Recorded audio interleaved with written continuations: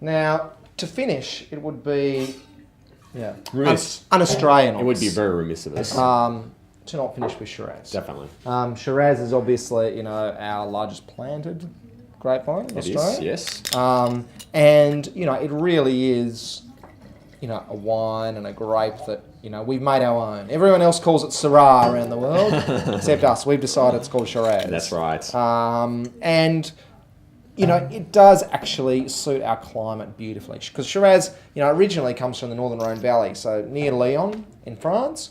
But it loves some kind of granitic soils and some kind of warmer climates, and really that's what we've got. We've got a range of them. I mean, where's your favourite Shiraz in Australia? Here, you're going to get yourself in some trouble here. The Hunter Valley. Hunter Valley, oh my God. Bruce is going to be on the phone. Bruce is going to send you something. Look, I'm trying to think of what mine is. Look, I've got to be honest, it's probably something like Central Victoria. Okay. Or Beechworth or something like that. Okay.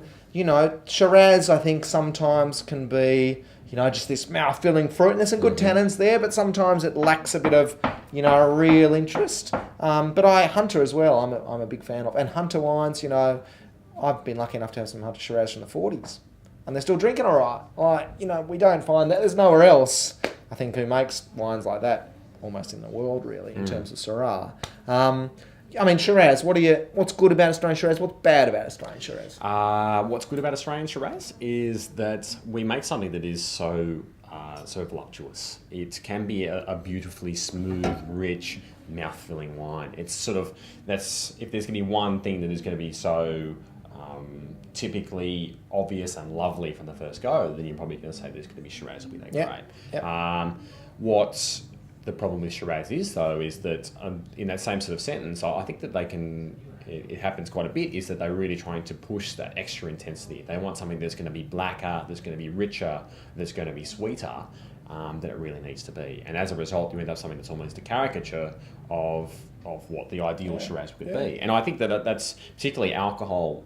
The alcohol sometimes a function of vintage, though. Oh, for sure. But at the same time, I think that's what I don't like about Shiraz, and that's actually one reason why I am so happy to say that I think that some of my favourite Shiraz come from the Hunter, where it's much more of a savoury and medium body style, and lower alcohols are encouraged in many ways in that traditional Shiraz mould. Yep. But I think that you're going to get hate mail. Look, that's probably confining it to one sort of measure. I mean, I still love Barossa Valley Shiraz. There's no question about that. But that's more just my preference, I suppose. No, I think that the great thing about Shiraz and the great thing about Australian Shiraz is that it is quite accessible. Is that that if you give someone a lovely, rich and voluptuous Barossa Valley Shiraz, that it's going to have a whole lot of appeal. And as soon as you open it, as soon as you smell it, you know exactly where it's from. You're going to go, this is sunshine in your glass, big mouth-filling, plummy, blackberry, bit of spice, bit of earth, neck a bottle, 14.5% alcohol. That's right. I think that there's something to be said for that how easily and so...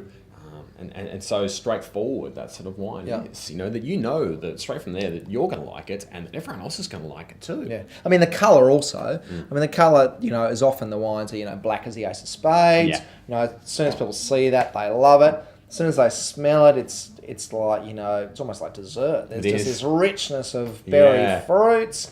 Also, it can be quite mouth-filling, full-bodied. Often the tannins aren't massive. No. Which I think probably helps it to beat Cabernet for a lot of people. Cabernet often has more astringent, firmer tannins. Shiraz, the tannins are often not quite as hard. And then, the good wines have length. And we produce it everywhere. Great Southern, Margaret River, bloody all of South Australia, even Coonawarra. All of Victoria, basically. Yep. Tassie's the only place that doesn't have any good Shiraz.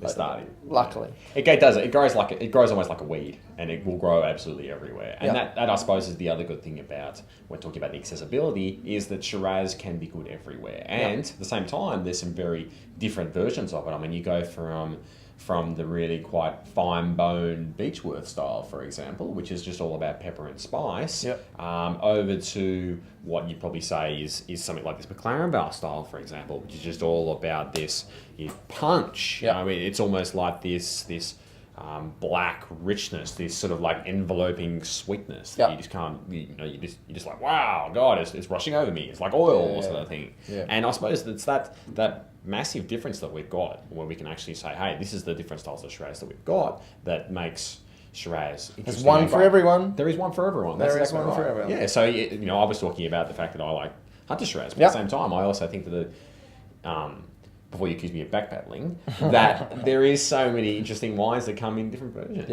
That's the Grange is the perfect example. I mean, Grange is something that is produced from a whole lot of different regions every year, but every year it produces something that's really rich, powerful, intense, but also at the same time quite drinkable too. Very drinkable. So Australia, Shiraz, I guess it's the great Australian grape, really. Definitely. Cheers. Cheers. Clarenvale.